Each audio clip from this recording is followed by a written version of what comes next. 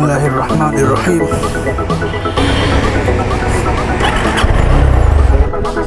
আসসালামু আলাইকুম viewers, welcome to the Imran blog. আশা করছি আপনারা সকলেই ভালো আছেন। আলহামদুলিল্লাহ, আল্লাহর রহমতে আমিও অনেক ভালো আছি। আজকে অনেক দিন পর একটু লং ট্যুরে বাড়াচ্ছি। আজকে বগুড়া থেকে রওনা দিচ্ছি আমি সিরাজগঞ্জ। বগুড়া থেকে সিরাজগঞ্জের ডিস্টেন্স প্রায় 65 কিলোমিটার আমরা যেখানে যাচ্ছি। আর বনানী স্ট্যান্ডে পার হই, দেন হচ্ছে আপনাদের সঙ্গে আবার কথা বলতেছি, বিকজ এখানে গাড়ি ঘোড়া একটু বেশি থাকে, কথা বলা সো টাফ।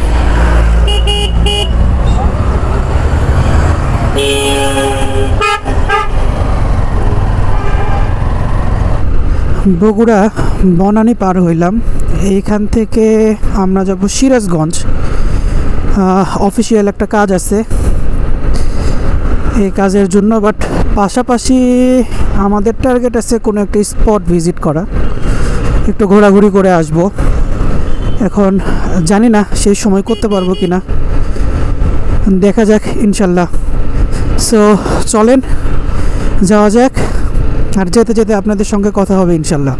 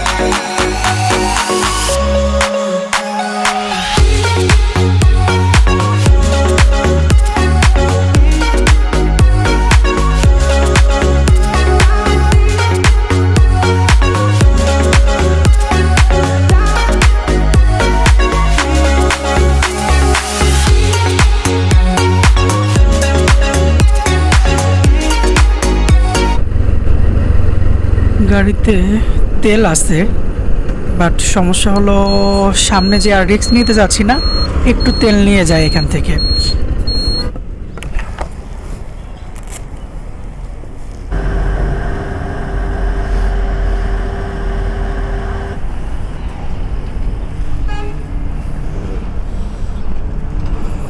কয় লিটার ঢুকছে?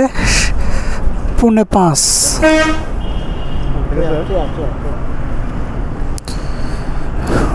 বিসমিল্লাহ।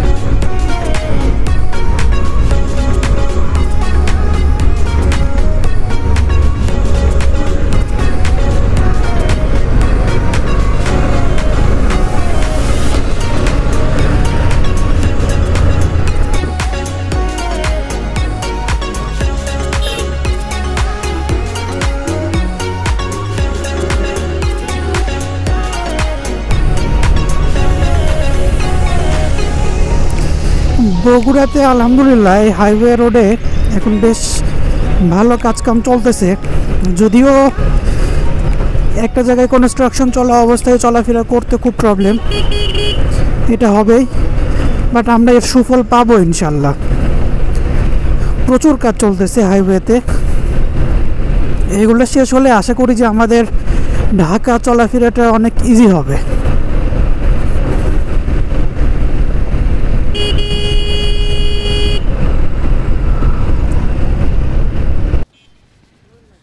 আমরা দুনট মোড়ে এই মামনি হোটেলে সকালের নাস্তাটা সেরে ফেললাম, এখন আবার রওনা দিব।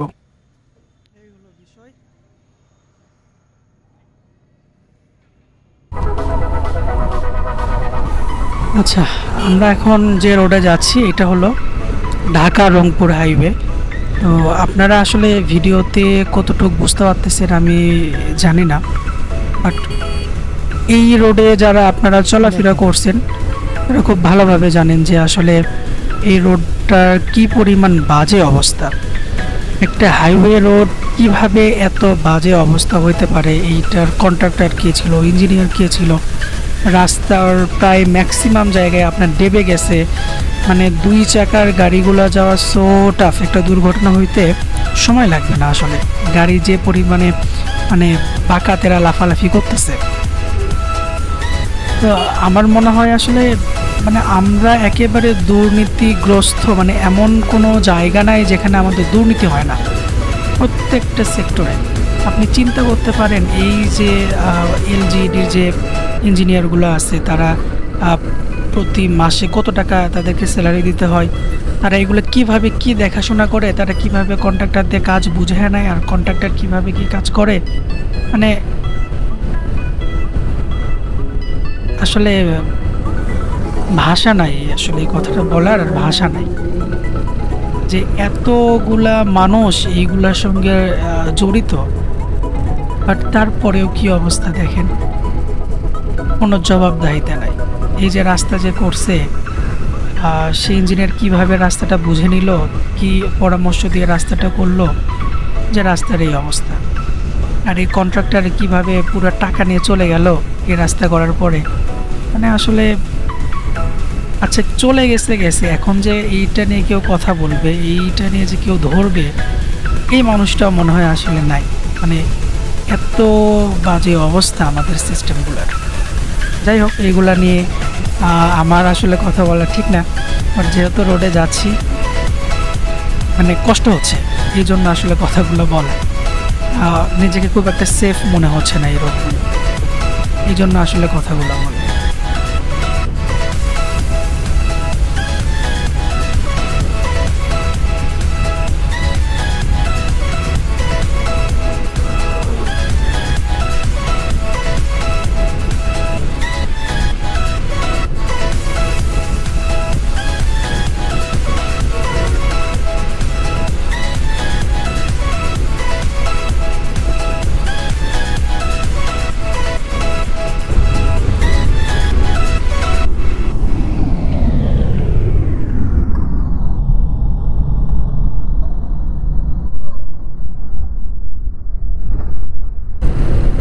ভিডিওটা স্লো করে আরও একবার দেখতে পারেন, আমি ওনাকে বারবার সিগন্যাল দিতেছি, আর উনি ওভারটেক করবে ঠিক আছে, আমি সিগন্যাল দিতেছি, আমার সিগন্যাল, সে বড় গাড়ি, সমস্যা নাই, সে পার হচ্ছে, প্রবলেম নাই, তারপর আমিও স্লো করছি। বাট এখানে ব্যাপারটা হচ্ছে কি যে সে তো আমাকে একটা দাঁড়ানোর মতো জায়গা দিবে, অ্যাটলিস্ট আমি যে দাঁড়াবো আমাকে তো সেই জায়গাটা দিতে হবে। সে আমাকে যেভাবে চাপা দিয়েছে, মানে আপনি চিন্তা করেন, আমি যদি শুধু নিচে নামাই দিই সেটা কিন্তু বাঁচার জন্য নামাই দিতে পারি, তারপর একটা দুর্ঘটনা ঘটতে পারে, সেটা বাদ দিলাম, তার উপরে রাস্তাও এখানে ভাঙা। মানে কি দেখি আমরা যে বাইক অ্যাক্সিডেন্ট, বাইক চালক মারা যাচ্ছে, মানে আমরা শুধু এইটাই দেখি, বাট বাইক চালক কেন মারা যাচ্ছে, অ্যাক্সিডেন্টের আসলে সঠিক কারণগুলো কি, কিছু জিনিস হচ্ছে কি ওপেন সিক্রেট। এই যে রোডের যে একটা কন্ডিশন, বড় গাড়িগুলা মোটরসাইকেলকে বরাবরই মানে চাপা দিচ্ছে, মানে এই জিনিসটা কেন জানি আমাদের কারো মুখে নাই। যত বলেন আপনারা এই যে টিভিতে বা নিউজে যেগুলো হচ্ছে এগুলোতে আপনি খেয়াল করবেন কিউসি এর বাইক অনেক স্পিডে ছিল বা ইয়াং পোলাপান বাইক চালাচ্ছে। হ্যাঁ, এটা নিঃসন্দেহে বড় একটা রিজন। আপনি সেফটি ছাড়া যদি বাইক চালান, আর ইয়াং যারা আছি আমরা অনেকেই যেটা করি যে অতিরিক্ত গতিতে গাড়ি চালায়, যেটা আসলে ঠিক না। বাট ভালোর পরিমাণটাও কিন্তু কম না। হ্যাঁ, ভালোর পরিমাণটাও কম না।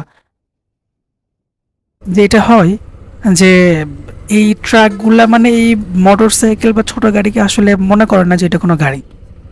মানে আপনাকে চাপা দিল, আপনি এখানে থাকলেন, বাঁচলেন না মরলেন, এটা মানে ওদের কোনো মাথা ব্যথা না। যাই হোক, আসলে এইগুলা না বলে আসলে কোনো ফায়দা নাই, কিছু করার নাই। যাই হোক, আল্লাহ ভরসা, আমাদের এভাবে চলতে হবে, কিছু করার নেই। সবাই সাবধানতা অবলম্বন করে আসলে চলতে হবে।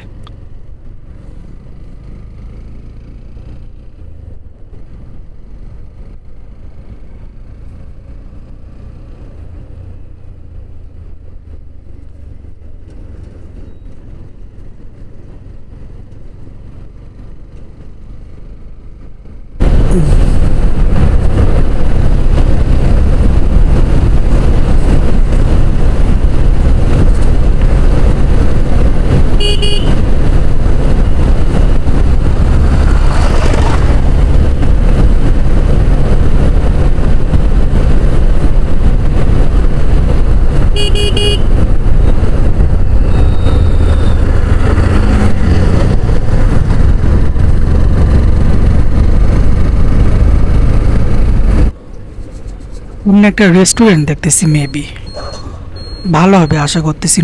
নদীর পাশেই তো, একটু রেস্ট নেওয়া হবে, একটু এটাকেও দেখা হবে। লেক সিটি ফুড প্যালেস মনে হয় দেখলাম না।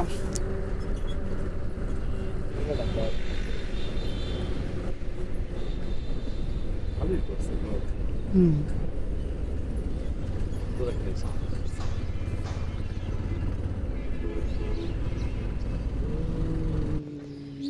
আচ্ছা, আমরা এখন আছি হচ্ছে রায়গঞ্জের একটা ছোট্ট রেস্টুরেন্টে। রেস্টুরেন্টের নাম কি যেন ভাই? লেক সিটি রেস্টুরেন্ট না? এটা অ্যাকচুয়াল লোকেশন কি? ধানগড়া রায়গঞ্জ, সিরাজগঞ্জে ধানগড়া রায়গঞ্জে। সিস্টেমটা আসলে অনেক সুন্দর করছে এনারা। এখানে নিচে আপনার সিমেন্টের যে খুঁটিগুলো ব্যবহার করা হয় এইগুলো ওনারা ব্যবহার করছে, করে তার উপরে কাঠ বাঁশ দিয়ে আর উপরে রঙিন টিন, এটা ইউজ করে আসলে ওনারা বাকি কাজগুলো কমপ্লিট করছে। আই থিঙ্ক সবার ভালো লাগবে এখানে আসলে।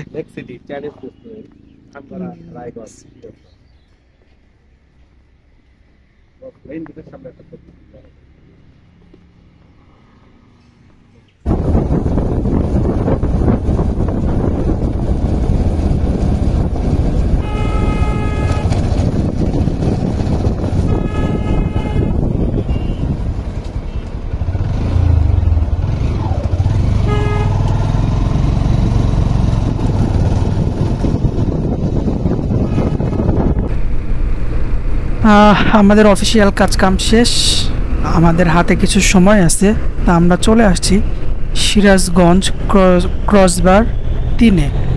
এটা পানি সম্পদ মন্ত্রণালয়ের অধীনে এটা আছে, বাংলাদেশ পানি উন্নয়ন বোর্ড, যেটা আপনার আরেকটা নাম হচ্ছে চায়নাবাদ। এখানে চায়নাদের প্রজেক্ট চলতেছে, ওনারা এখানে কাজ করতেছে।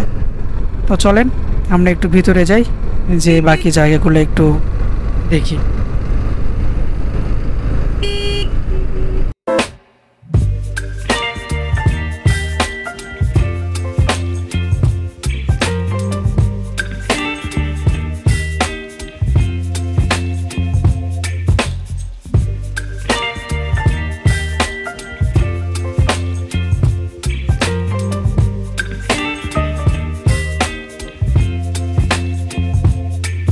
Baby, you give me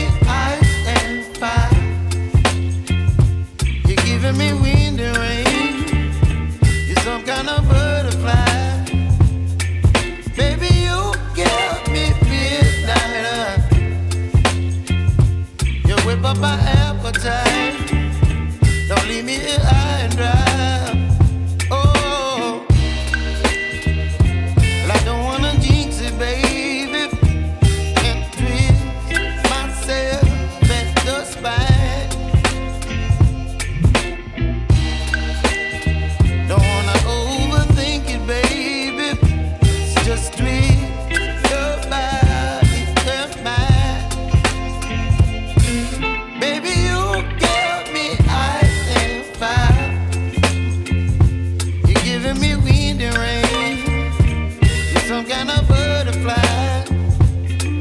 Baby, you give me midnight. You whip up my appetite. Don't leave me here high and dry. Oh, but I don't wanna jinx it, baby. Let's not get ahead of my time. Oh, but I don't wanna miss you, baby. So I stand up and speak just my mind. Oh.